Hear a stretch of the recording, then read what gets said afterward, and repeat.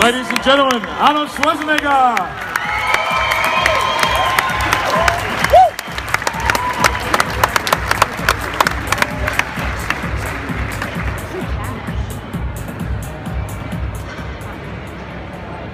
Well, ladies and gentlemen, good morning. We'd like to welcome Arnold. Put your hands together for Arnold Schwarzenegger.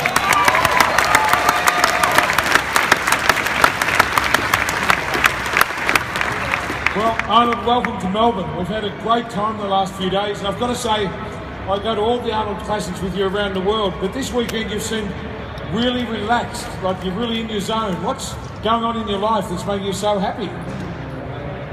Well, there's nothing that we can say publicly, but I mean, no, but look, life is treating me well, so there's no reason not to be relaxed, right? I mean, first of all, we are over here in Melbourne, and this is the first time we have the Arnold Classic in Australia, in this continent. It was about time that it came here. I was very fortunate, and that we are all very fortunate that we have a great partner here. Tony has been unbelievable. He has, like you said, been to all the Arnold Classic. Let's put a big hand together there for Tony for his great job. Thank you. And he has literally been, you know, to the European Arnold Classic and to the South American Arnold Classic, to the North American Arnold Classic, and he has been around, so he knows how to organize those events. And of course, he has organized events here for many, many years. He's been in the gym business. He's been very passionate about bodybuilding and training and fitness and all that. So, you know, for me, there's no reason not to be relaxed. I mean, I'm much more tense when I know things don't go well. You know, like if you start a movie and things are not going well, things are not starting in the right way, then you get a little bit worried and you get tense. But in this was not the case here. I'm having the greatest time ever since I've arrived here in Melbourne. The weather has been fantastic, the people have been really nice. So I'm really happy to be here, and I'm so happy that so far everything was a straight 10. Straight 10, we'll take it. Thank you, Arnold. You know, this is a great day for not just me, but for everyone here, because we've all got an Arnold story. You know, when I was a kid, I was watching television with my dad, and you came on. You were here to promote your book, The Education of a Bodybuilder, and it changed my life. Because my poor father, who'd been saving up for me to go to university, I said to him that night, forget about it, I want to be a bodybuilder, a gym owner, a promoter. Now I know where my life's headed. This guy, and it wasn't the muscles, it was the confidence and the charisma. I said, I want to be like that. I don't want to be normal anymore.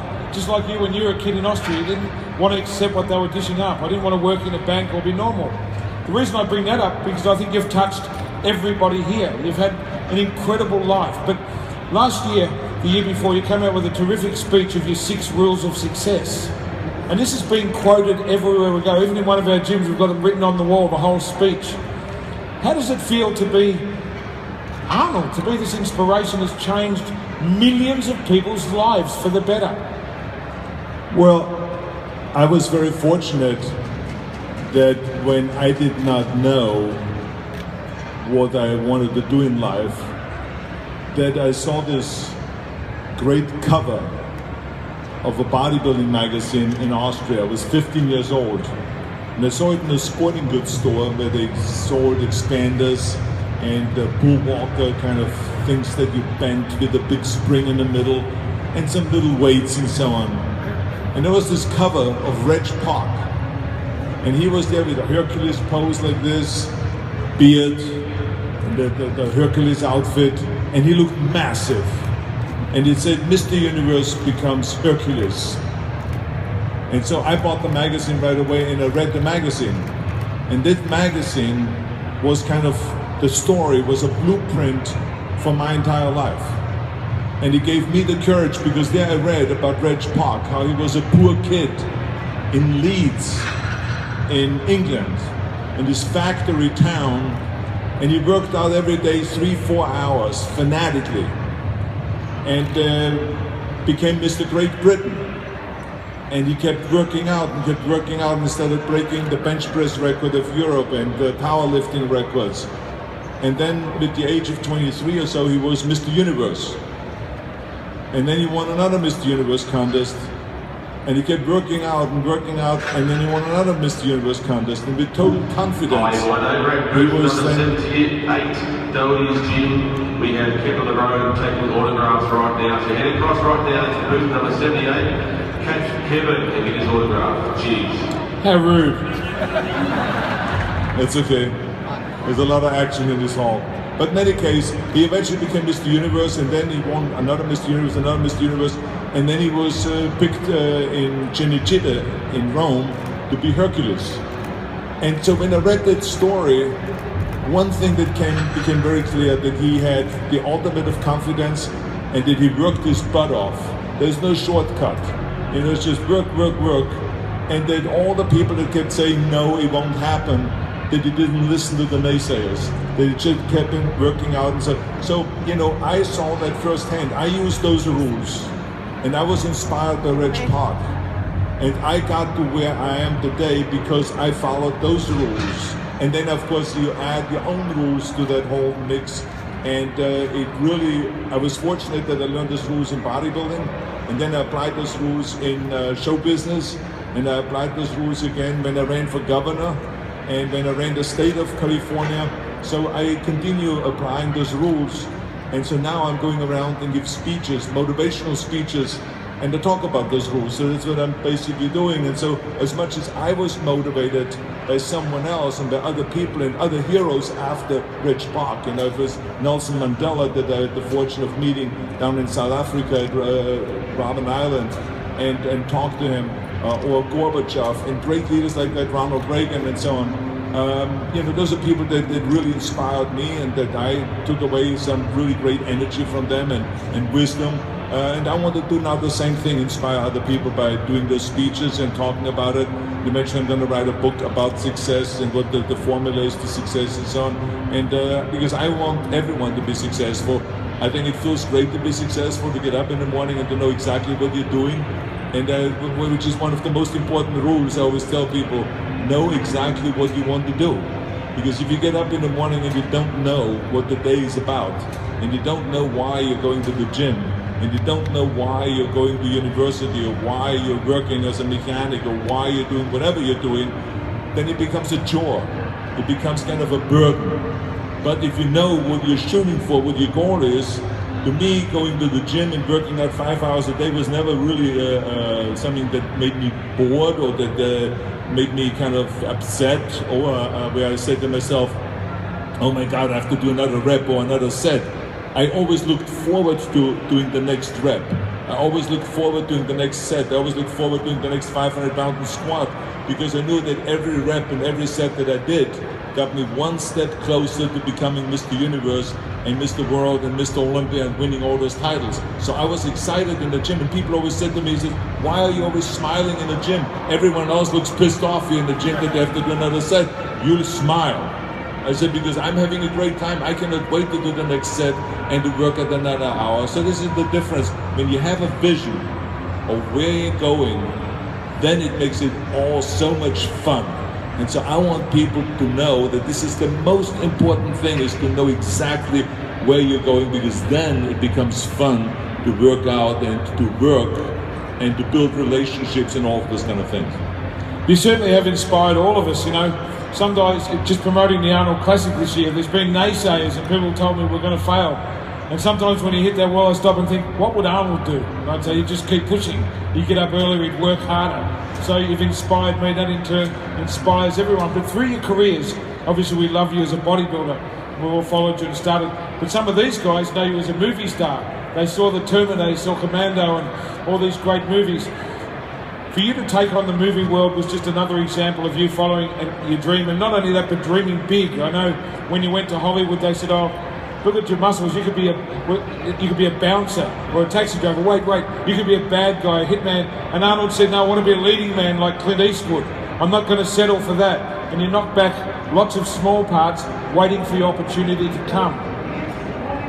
Well, first of all, there's two things you have addressed. One of them is that people always say you can't do that. So whenever you have a big goal, let's say you, sitting in the front row, you go and tomorrow tell your friends, you know something, I'm going to make Mr. Olympia. well, what do you think you're going to say? You're going to say, you're crazy. I mean, it's impossible. What are you talking about? Did you see those guys on stage? I mean, you're going to be that? No way. So this is the first thing they say, because as soon as you tell people some really great plan that you're very serious about, but they think that you're crazy. So you can imagine when I was 15 years old in Austria, and I was telling people that I want to be the world champion in bodybuilding. They said, what? I said, yeah, Mr. Universe, Mr. World, I want to win those titles. They say, you're absolutely insane. He says, you maybe should go to a psychiatrist.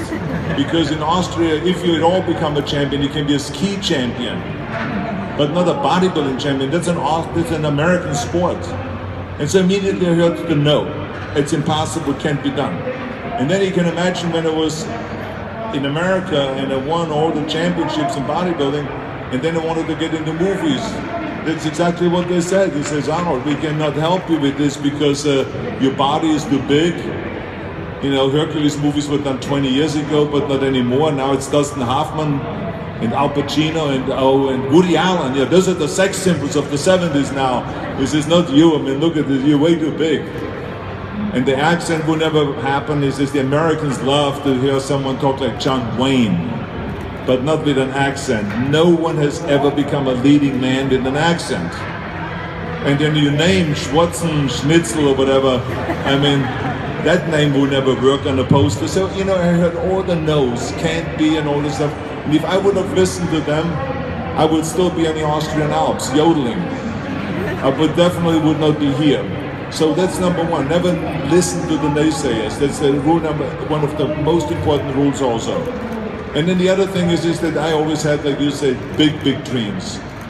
I always felt like that it takes just as much energy to shoot for the stars than to go and try to accomplish something little. So you might as well just go all out, and you will figure out and find out when you fail and you can't go any further. But why pick a small goal?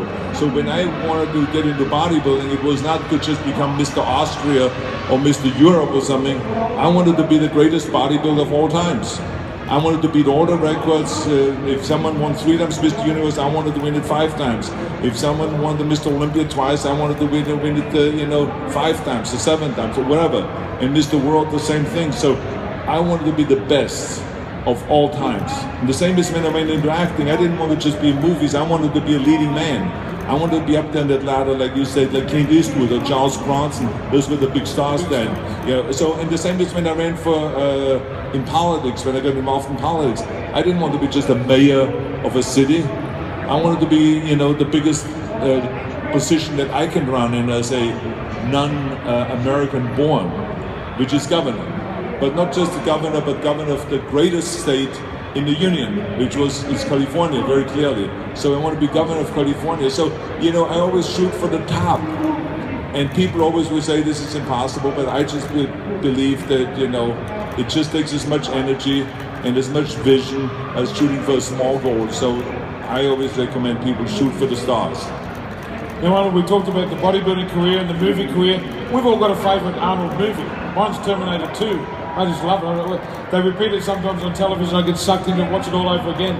Do you have a favourite movie you look back fondly and just think, you know, that was the most fun I ever had on the movie set, or the most I got out of some project? Is there an Arnold favourite?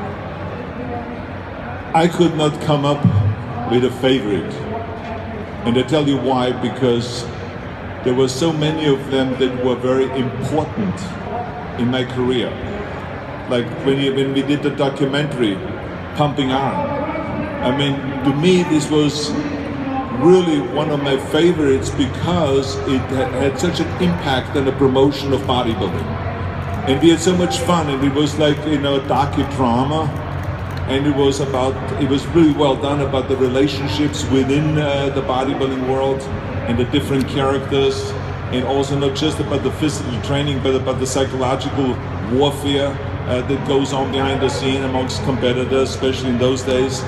And so it was a very important movie. So this is definitely one of my favorites, but also Conan the Barbarian. Why? Because Conan the Barbarian was the first movie where a studio, not an independent production, but a studio believed in me and said, yes, we're going to put $20 million behind this movie and we're going to make it a huge international success.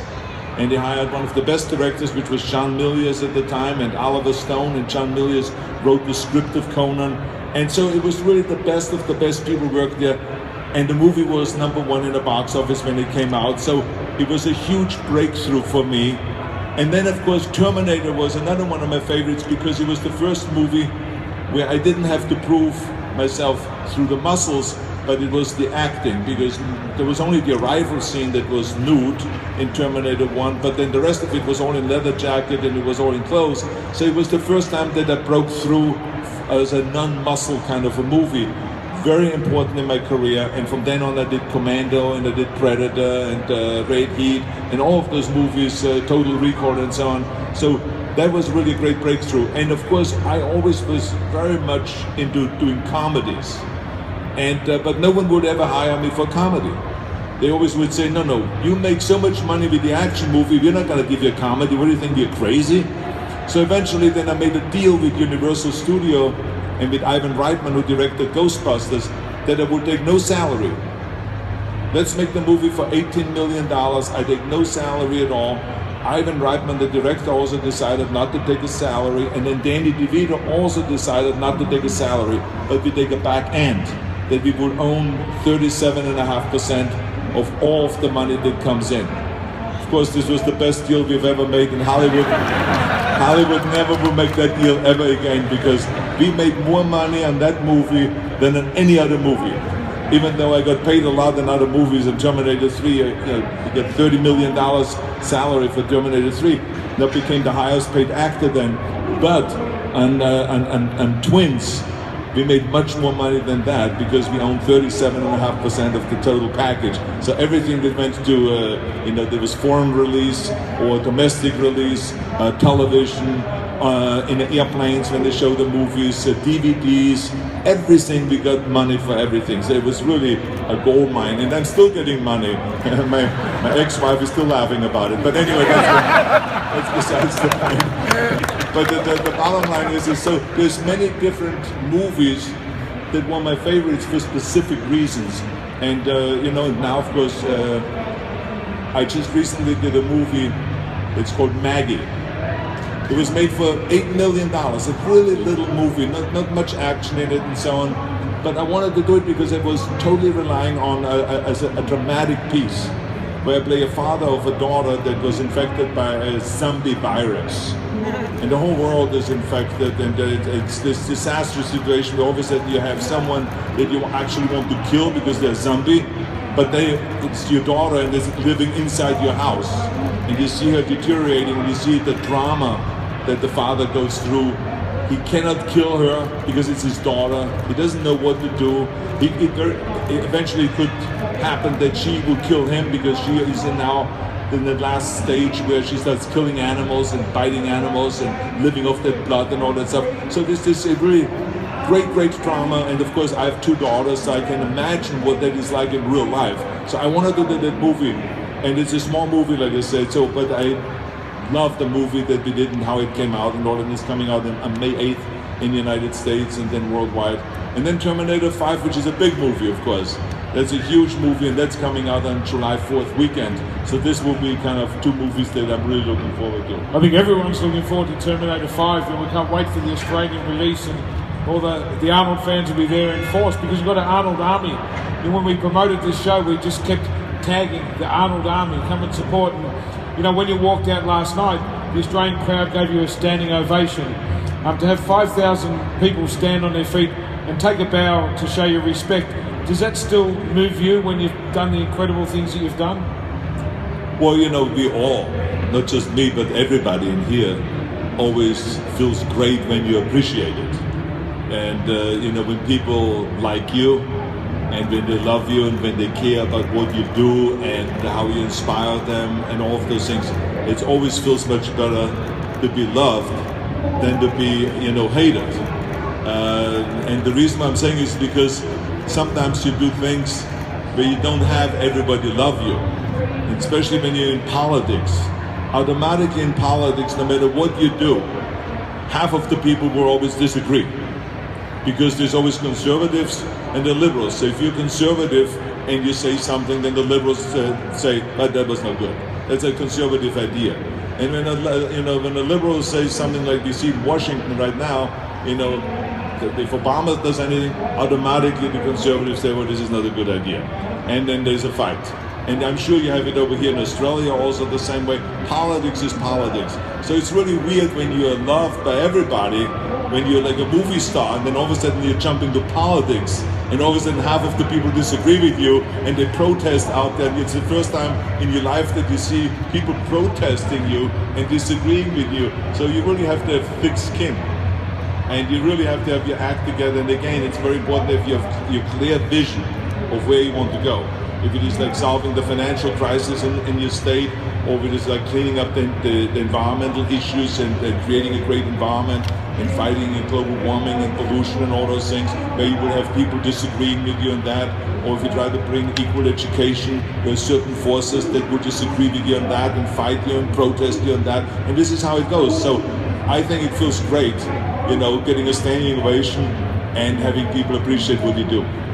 Well, on that, how do you deal with it? Because you're Arnold, you get ovations and applause and everyone loves you, and then you put yourself into politics. Did you pinch yourself at one stage and say, what have I done? What was I thinking? Now I've got all these people disagreeing, hating and protest. How did you personally deal with that after having the life of an incredible athlete and a movie star to throwing yourself into the fire? Well, it goes back to what I said earlier. If you have a very clear vision why you're doing it, you're not confused about it. You don't go and say, oh my God, what did I get myself into? I never thought that, because I jumped into the race because California was in terrible shape. We couldn't even keep our lights on. We had blackouts, we had brownouts. We had a huge deficit and a huge debt. And wherever you went, there was a problem. And so I felt that when the governor then was recalled. It was the first time in the history that a governor was recalled in California, and probably the second time in the United States history. So I said to myself, well, the people obviously don't like what is being done right now, and I felt like that I could do a better job bringing people together, since I'm not really a political person. I'm much more interested in what can I do for the people rather than what can I do for my political party. And that's very important. And so I felt like I come in there in a much more kind of innocent and more naive way, and not being politically calculated, but just thinking about what can I do to improve the state and how can I get ourselves out of the mess. And so I felt that I can sell that to the people. And of course everyone immediately jumped on me and said, hey, you have no experience. What do you want to go be governor? You should why don't you run for something smaller first? And I always told the media, I said, and the people, I said, we have warehouses filled with experience in Sacramento and in California. I said, but look what those politicians have done to California. I think what we really need is the will to serve the people rather than the will to serve the party.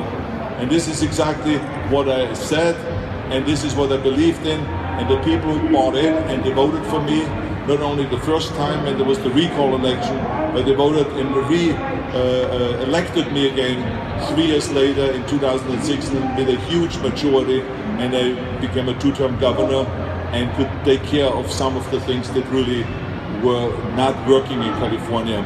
Couldn't take care of everything, because I don't think you ever can take care of everything, because as you solve problems and other problems come up and so on.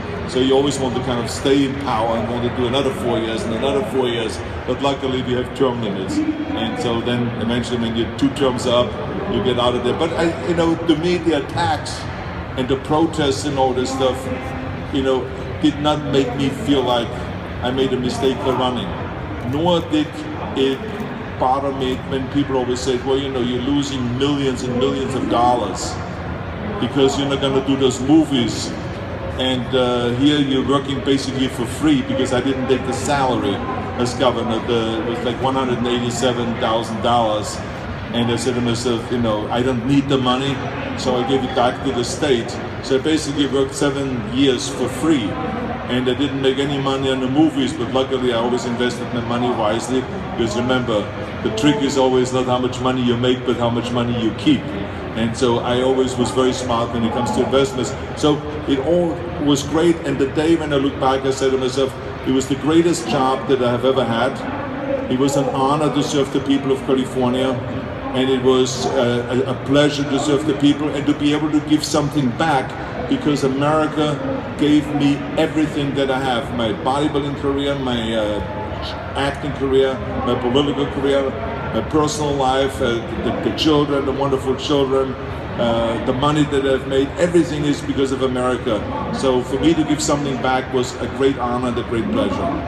I've heard you say that before, that was your greatest pleasure, was serving the people and giving something back.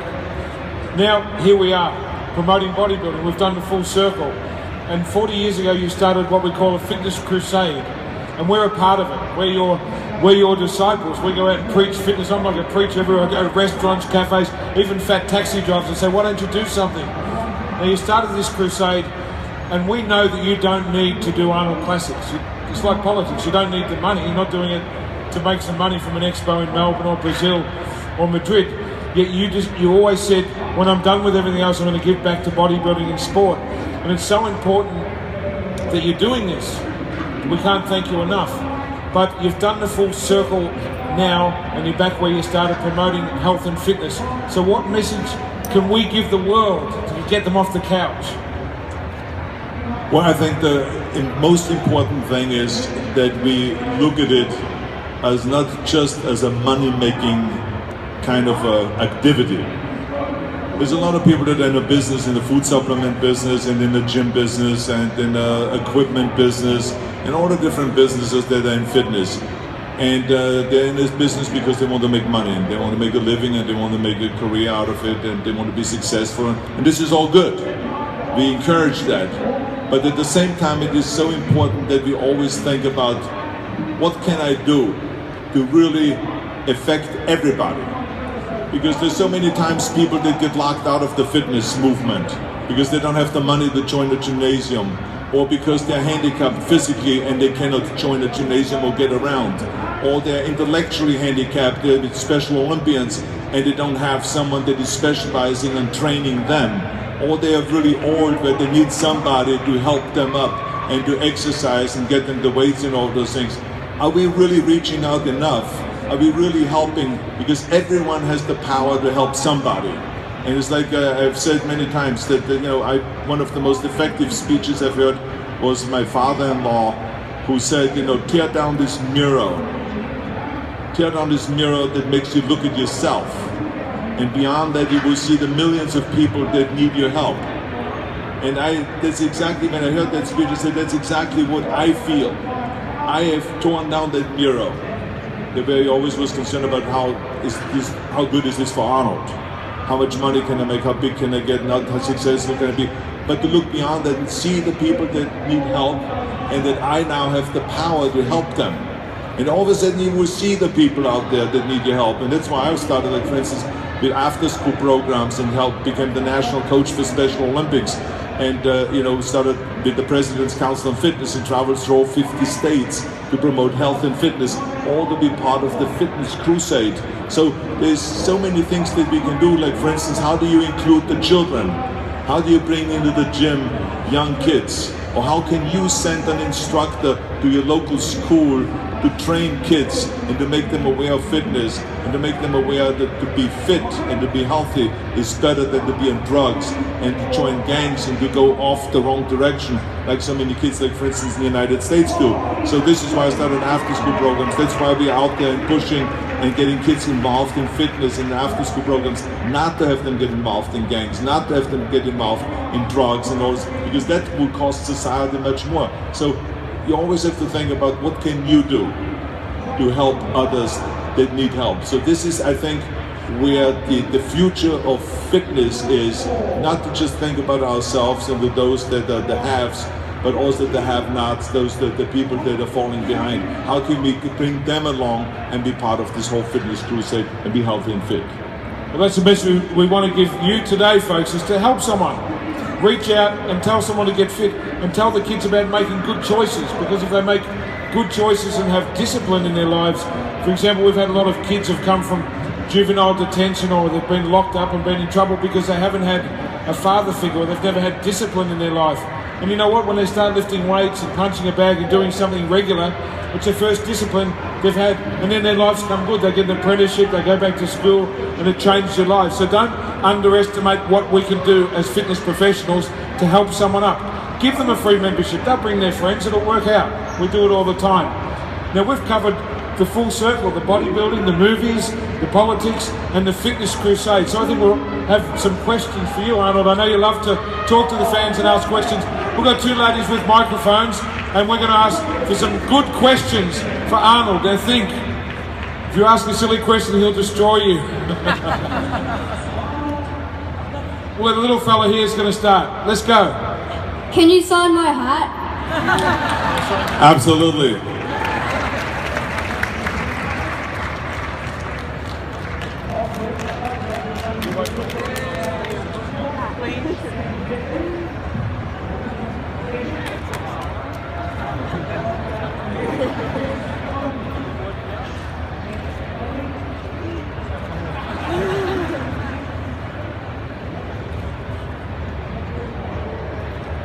Now this is a one-off. The next question is not going to be, can you sign my hat or my chest, my thigh?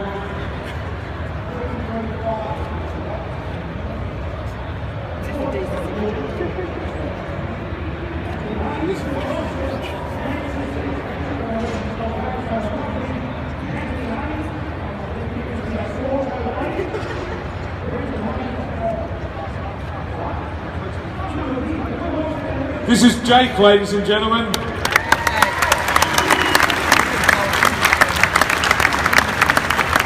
Next question. Good to see you, Jake. Thanks for coming out. Okay, let's go. Yep, right here. Bald head, stand up. Sorry to bring that up, but...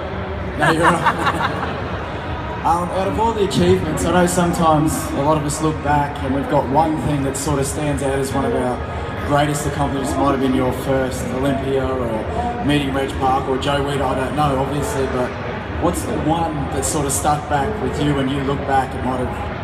What's the one thing that stands out for you? Well, you know, again, it's very hard to come up with just the single one, because I've had so many wonderful kind of like huge experiences.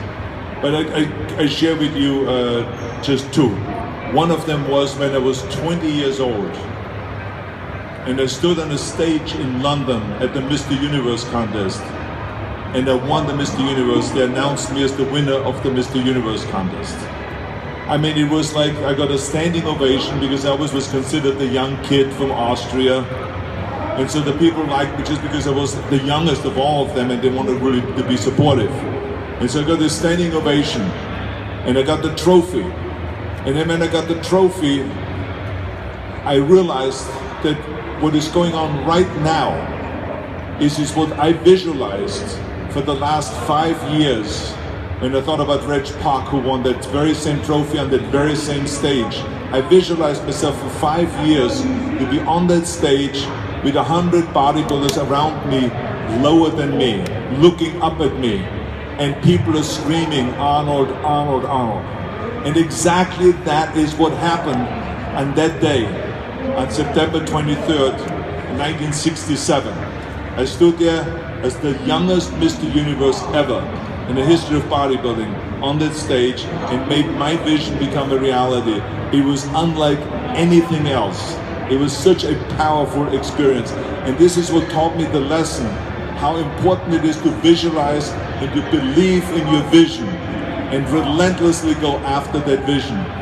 That I, within 5 years, turned that vision into reality. And so I approached everything exactly like that, and it worked. And so this was number one. And number two was when I became governor of California. It was like, you know, because it was a shot in the dark, you know. I mean, I believed that I could make it, but it was really something very unusual.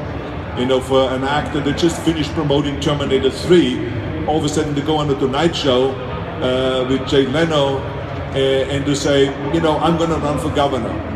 I can do a better job than this. We got to clean up the mess here. We got to cut down on the deficit. We got to get the people to work and blah, blah, blah, and all those things. And then 2 months later, on October 7th, 2003, the people of California voted me in to be the governor, the next governor of the state of California. And the way I found out was that I walked into my bedroom to get ready for the big political rally where they're going to announce, you know, if you won or lost. And it was at the Century Plaza Hotel where Ronald Reagan always had his victory parties. And so I went into my bedroom to go and get dressed for the occasion.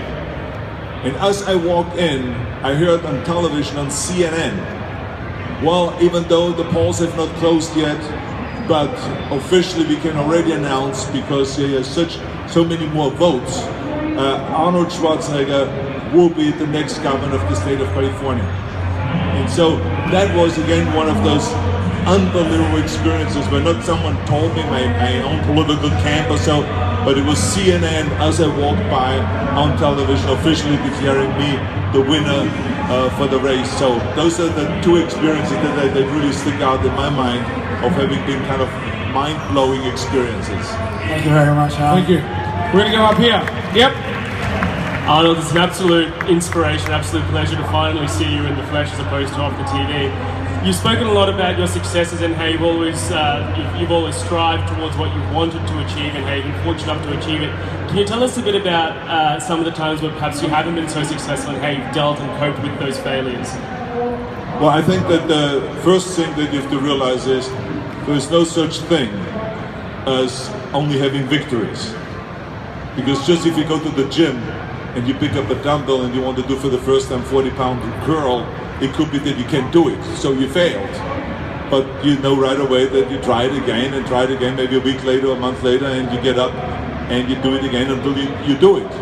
And the same is in life, you know, that we have victories and along the way you have defeats. I remember that, for instance, in 2005, I held a special election in California because I wanted to speed up the process. I didn't want to wait for 2006 for the official election, so I wanted to have a special election in 2005 to get some of the problems solved, especially the financial problems that California were in. Well, the people of California voted down all 4 of my initiatives. I mean, these were 4 things that I asked the people for to help me so that I can really govern better, but the people voted it down. Their opinion was, you work it out with the legislators and with the political leaders in Sacramento, don't come to us. We voted for you, now you solve the problem. So they voted it down. I mean, there was a huge defeat, a huge political defeat.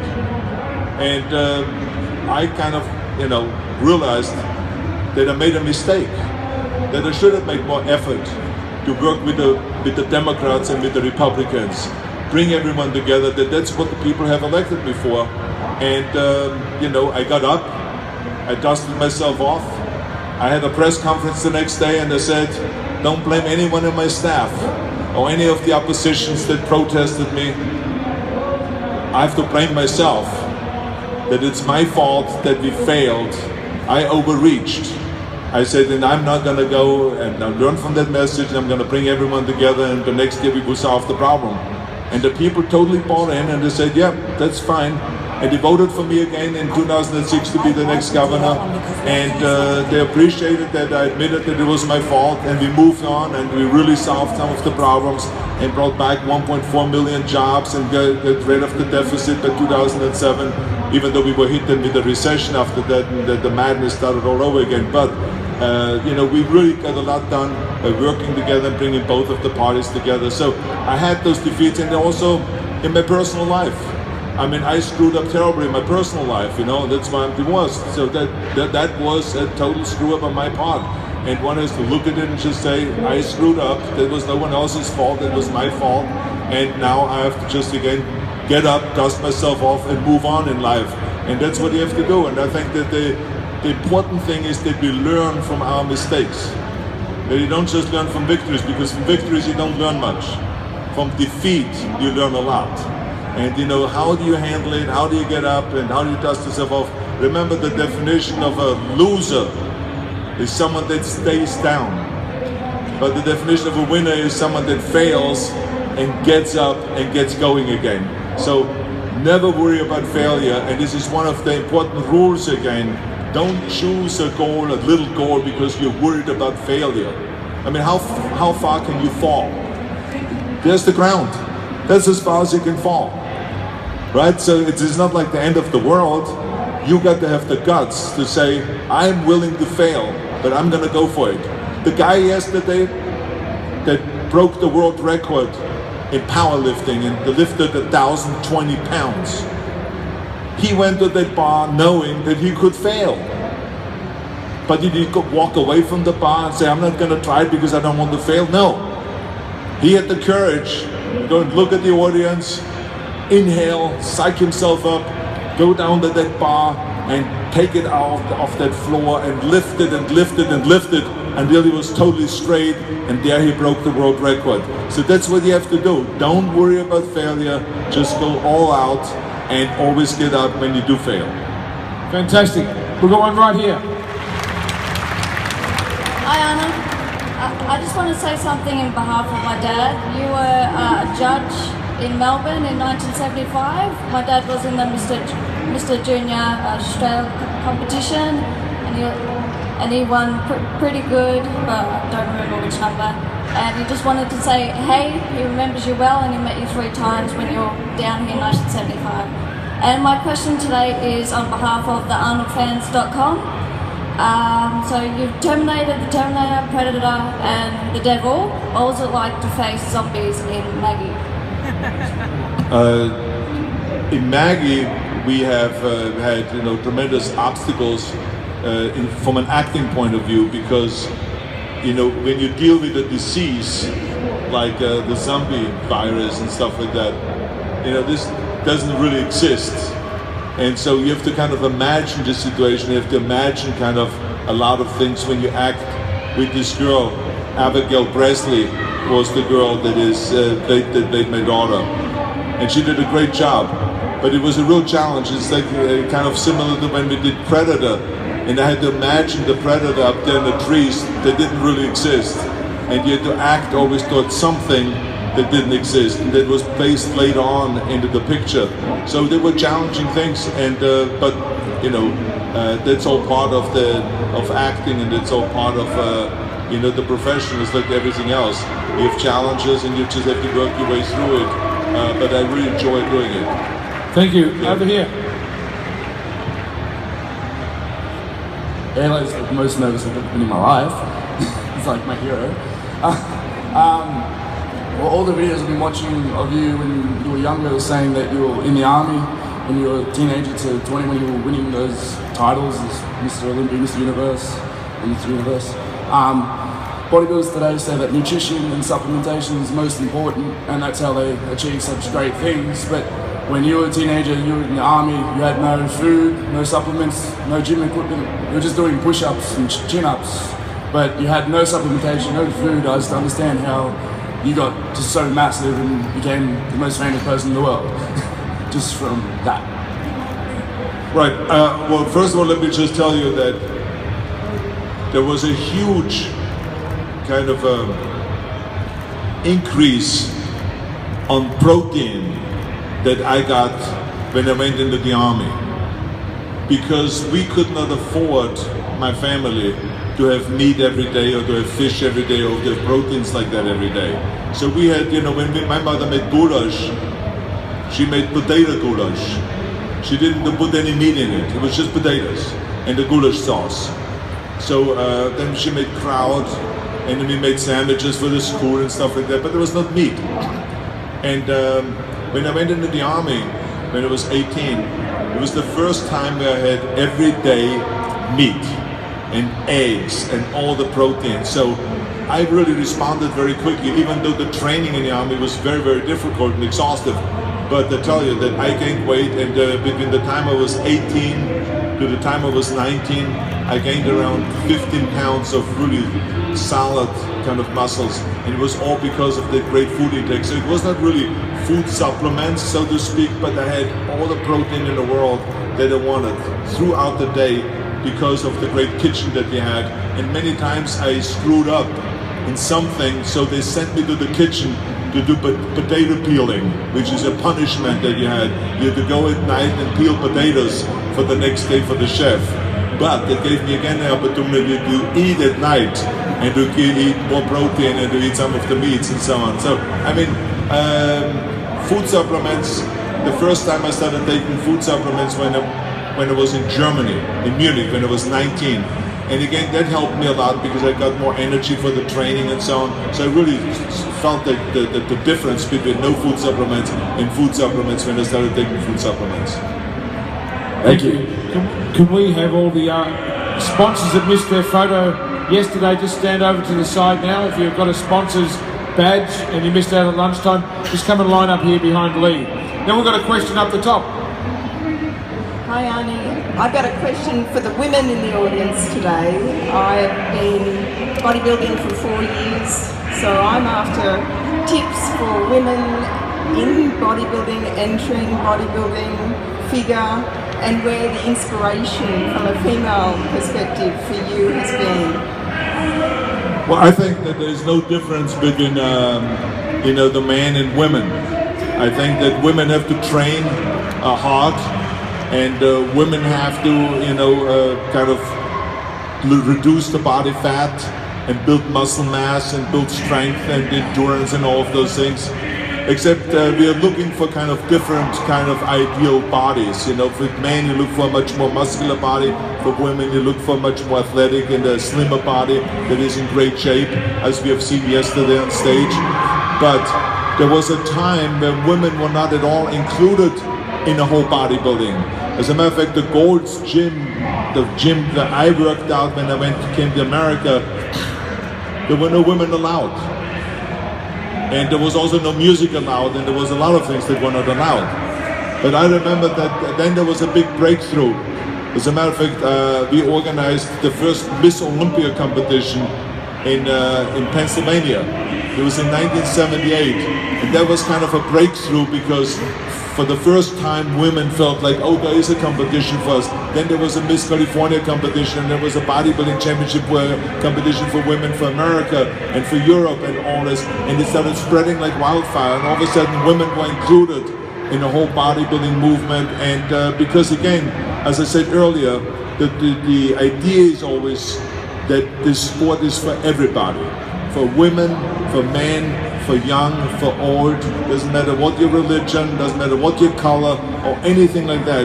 We got to give everyone a chance to get fit, and we got to be supportive and help them to get fit and motivate them to get fit. So women need as much motivation as men do, and so this is why when you look at those bodybuilding magazines, you see just as much material on women training than on men training. Okay, so keep up the good work. Train, train, train. Okay, yeah. We've got time for maybe 2 more questions, so you're on. Hello Arnold, I have a question. I'm an educator myself, so I trained about 1,700 people last year before they go in and have jobs. So we train them in environmental issues, security and so on. And so my question for you is, I know you also work with people in prisons, you did seminars in prisons. What are some of the lessons that you learned from the time when you work as an educator or working with people in prison? Well, again, it gives you a chance to reach out to people that don't always get the attention. Like, for instance, in the 70s, we just by coincidence met some people that were coming out of prison and joining the gym. And I saw them working out, and we started getting to know them. And that's when we realized that there is an area, there's a vacuum.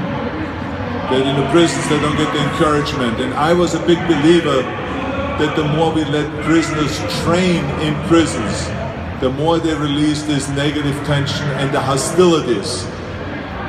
And therefore the violence will be decreased in prisons. And it actually worked really well. But then the state made a big mistake, because they took all the weights away from the prisoners because they wanted to punish them. And they thought this would be good, this would be great punishment. I disagreed with that, but the authorities, they believed very strongly that was a good way to go. But I think that prison is a great place to go and to train prisoners, but also in schools. There's so many schools where they don't have physical education. And we got to go always and be able to reach out to as many people as possible and to encourage. I mean, kids need mentors. kids need to be told that you love them, that you care for them, that they can be winners. And so the more work that we do and the more we train them, the better it is, and the more they become a member of our sport, or of any sport, because it really doesn't matter. As long as they could be a member of a soccer club, they could be a member of a ski club, or whatever it is, but wherever they have a sense of belonging and training and get fit and stay away from all the other negative stuff that's going on out there, that is the key thing. So that's why I said we have a responsibility to do that. And by the way, you have a great job, because that is really what public service is all about. When you're a teacher and you help people to get ready for all of the things that you just mentioned. Congratulations. Thank you. This is our very last question. You're it. Hey, this better be good. Pressure's on now. Arnold, thank you. I don't know if I'm more excited than Jack, and I didn't get anything signed. My kids would be absolutely astonished that I'm talking to you. But my question is, we've all seen Conan the Barbarian. Is there going to be Conan Return of the King? Yeah, there will be another Conan movie. As a matter of fact, right now there's 2 scripts that are being finished. One of them is Triplets, which is the sequel to Twins. And then who's the third one? Is it a sequel? Probably Eddie Murphy. I mean, that's what I envision. I always, from the beginning, envisioned Eddie Murphy to be that. And because again, he looks so totally different than Danny and I do, right? And so you try to figure out how did that work. But we will explain it medically. But the other one is Conan, because you know, they've been developing this script now for a year, or even more than a year, and it's really getting in good shape. And you know, both of those movies will probably be ready by this fall to be filmed. So one or the other probably will be filmed by this fall. Okay. So thank you very much, all of you, for being here today. Keep on pumping, okay? Put your hands together, ladies and gentlemen. The one and only Arnold Schwarzenegger. Thank you very much. Thank you.